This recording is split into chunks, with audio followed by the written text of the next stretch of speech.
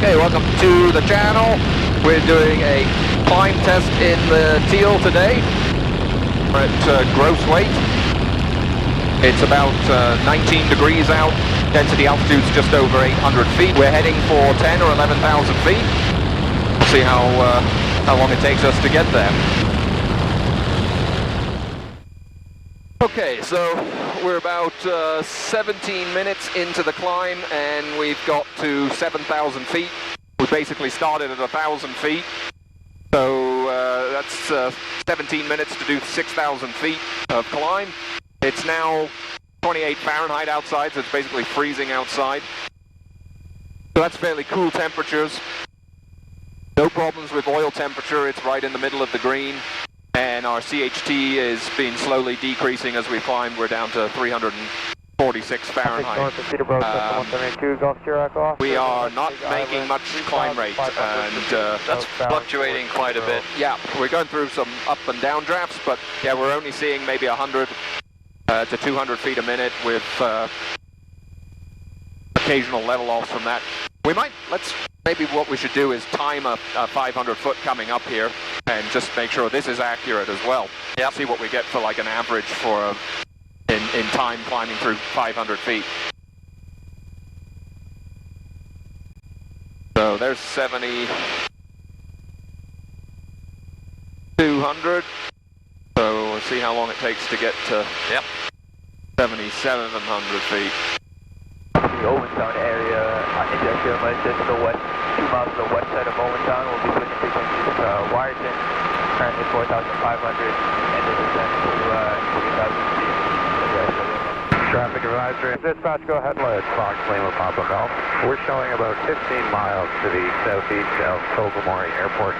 Minute in. Just over the shoreline. So we did 400 feet in a minute? Traveling northbound to 1,800 feet. So that's maybe under-reading that VSI just ever so slightly, eh? Could be. Because it never really got above a 300. No. And it was showing 1 and 200 most of the time. We'll obviously have an average, good trip average, because we'll just see how many minutes it takes us to get right up there. Yeah. But that definitely is under-reading a bit. That's 9,500. We'll see how long it takes to do the last minute. We've been 28 minutes in the climb so far.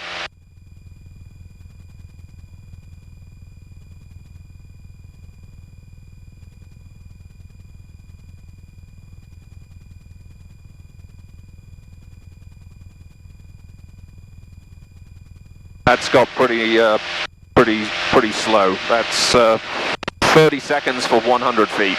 Yeah. That's we're down to a 200 foot per minute climb.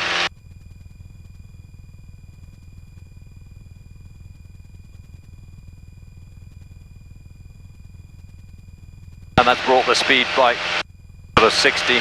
Yeah, which we need to be back there at least, I would say, to have any hope of keeping the climb going.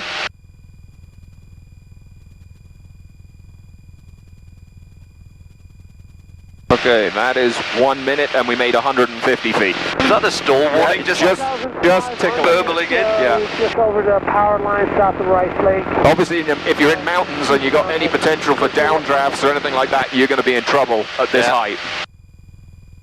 Okay, we're basically down to 100 feet a minute right now, so that's like grounds for like absolute ceiling on an aircraft. Pretty much. 10,000 feet. Yeah. Traffic Fox Zulu Delta November 675 full plan. So there's 10,000 feet. We'll carry it up to 10.5, but I think this is starting to get, well, it's not very pleasant flying. It's actually, like, I'm starting to feel a bit on the stick too. There's a bit of mushiness, where it's just sort of fluttering a bit. We're running 2,600 RPM with full throttle. And we've got the mixture lean back. We're doing 7 gallons an hour, and we're not doing great. We're only making 80 miles an hour. Yeah, and I'm in a bit of a sink right now. Now we got a ground speed on there. Yeah, we've got 83 knots, so we do have a bit of a tailwind. Yeah. But if you've got any sink on, you're just going to be way back there. So that's going to be quite challenging to maintain that altitude. Yeah. And hopefully it'll improve as we come along.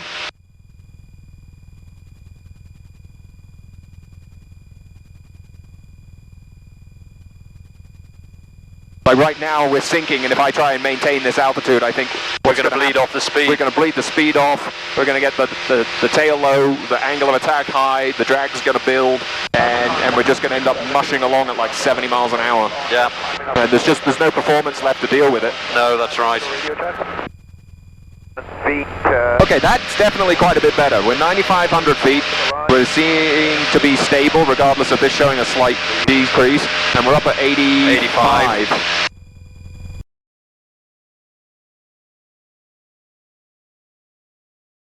So that's risen our true airspeed to 98. Big change. Miles an hour. We're easily able to hold that altitude now. Now we are obviously a little lighter, another 30 pounds lighter than when we started off at 10,500. But here we are, 9,500, 1,000 feet lower, and we're getting about 15 miles an hour more airspeed, and the airplane just feels a lot more comfortable. Yeah. So I'm going to say like probably another 1,000 feet lower is probably about as high as you really want to be in this thing for performance.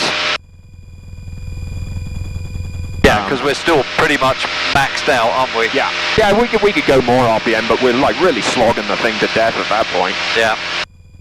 But yeah, another 10 horsepower to help less weight. I think we've said that multiple times.